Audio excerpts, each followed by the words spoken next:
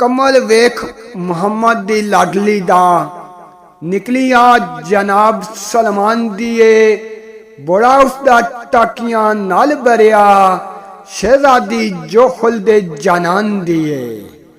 मालक कीती है जिना दी रब सच्चे चीज जड़ी भी कोनो मकान दिए पलराए जिना दे बुए ते जग सारा आलत ए उस खानदान दिए आखिर आजुर अजूर दी विच खिदमत बेटी होई शायद दो जहान दिए साइम वेख आलत अखी बाप वाली निकली चीख बेटी परेशान दिए साइम वेख आलत अखी बाप वाली निकली चीख बेटी परेशान दिए।